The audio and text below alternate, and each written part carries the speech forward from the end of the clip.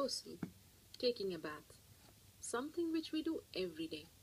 But if you think about it, it's a pretty important part of your religion, because if you are not ritually pure, you cannot perform some important religious deeds. And how much time and effort you put into learning the correct manner of ghusl, and how consciously and how well you perform the ghusl shows your concern for the way you stand before Allah. Because al-ghuslu amana bayna al-abdi wa bayna rabbihi. Ghusl is a trust between you and your Rabb. And we really can't emphasize the importance of ghusl enough. In this series, we will begin the discussion with the obligatory ghusl, which will be helpful to you when you are in a hurry or if there is not enough time to take a complete ghusl. Next, I will take you step by step through the etiquettes of the complete ghusl, where we will discuss the sunnah acts of ghusl. And finally, in the next video, we will answer some frequently asked questions about ghusl. Alhamdulillah, all the information and answers are taken from the writings and fatwa of the scholars. So let's begin. There are two kinds of ritual impurities, the minor impurity and the major impurity, which occurs as a result of janaba, haid or nifas. To achieve tahara from the minor impurity, you only need to renew your wudu, ablution, whereas in the case of major impurity, you need to take a ghusl. And ghusl can be taken in two ways: a complete ghusl with all the sunnahs of the Prophet, and a partial or a sufficient ghusl, which means only doing what is obligatory to free yourself from the ritual impurity. So what are these obligatory acts of ghusl?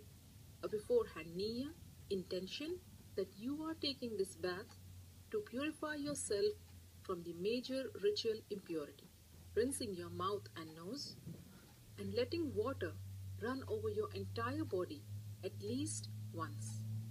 Make sure it reaches every part of it, even your scalp, under the thick hair. If you manage to do this much, then you have purified yourself from the major ritual impurity. As for the complete ghusl, and this is the mustahab one, and it is how the Prophet ﷺ took a bath. And this is how you do it. Begin with an intention to purify yourself from the major impurity. Then say Bismillah. Wash your hands 3 times. Then with your left hand, wash your private parts and anywhere else that is contaminated with traces of impurity. Then make a complete wudu, just as you would for prayers. Then pour water over your head 3 times, rubbing and making sure that it thoroughly reaches your scalp. Some scholars said 3 times means once on the right, next on the left, and then in the center.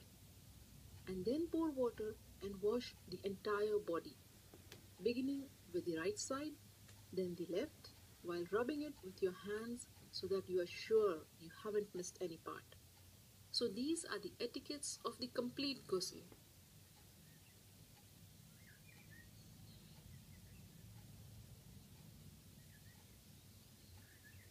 Ghusl essentially means letting water run over every part of your body.